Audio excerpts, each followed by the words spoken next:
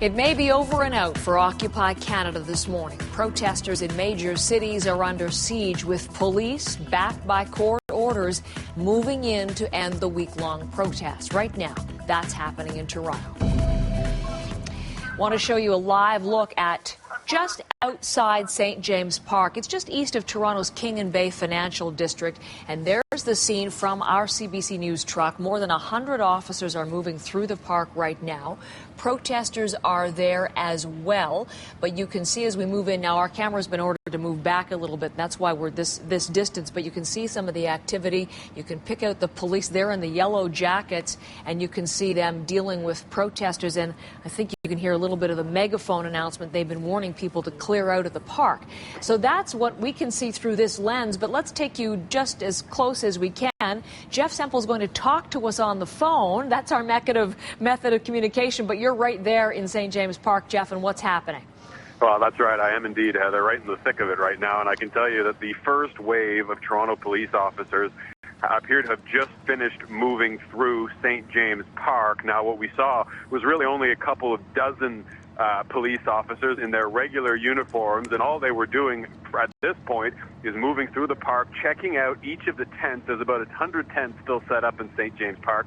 Police moving through, checking each tent one by one to see whether there was anyone inside. Now, most of these tents appeared to be empty, but every time police found a tent where there was someone inside, they told the person inside the tent that they needed to leave immediately, and then they marked outside of the tent, the grass just in front of the tent, with some orange spray paint. Now, those officers have since moved out of the park, but as you mentioned, they are just really a fraction of the police presence that are here. More than 100 police officers have packed into 3 charter buses, many of them wearing riot gear. They have yet to move in here, and we have yet to see anything in the way of violent confrontation. Certainly lots of yelling at police and lots of verbal altercations, but nothing in the way of violence yet. But as we've said, the police have yet to try and take down any of these tents at this point, and a number of these protesters, about 100 protesters who have gathered here, are in fact forming human chains in front of some of the larger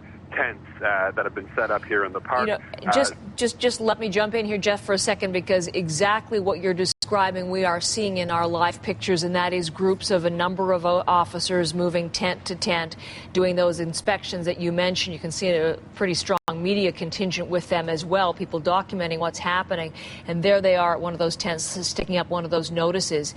In terms of, and again in these pictures you can see there are protesters there just allowing them to move from tent to tent. But what kinds of things are the protesters planning? I mean, some of them have been talking publicly about various forms of civil disobedience. What may they do if the police ramp up their activity?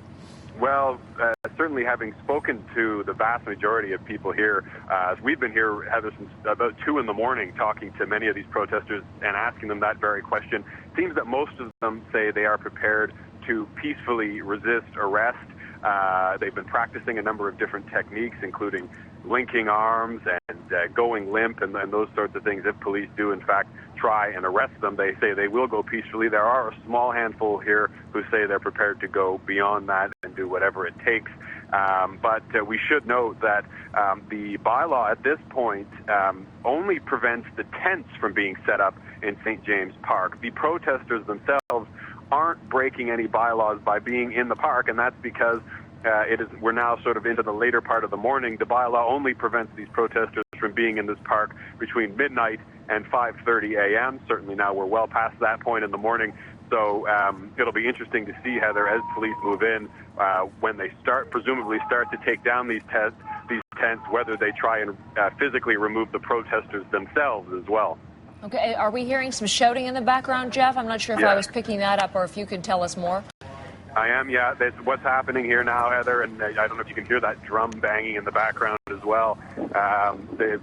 Essentially, the police have just walked past one of the larger groups of protesters here guarding some of the tents, and that was, I think, responsible for some of the yelling we just heard.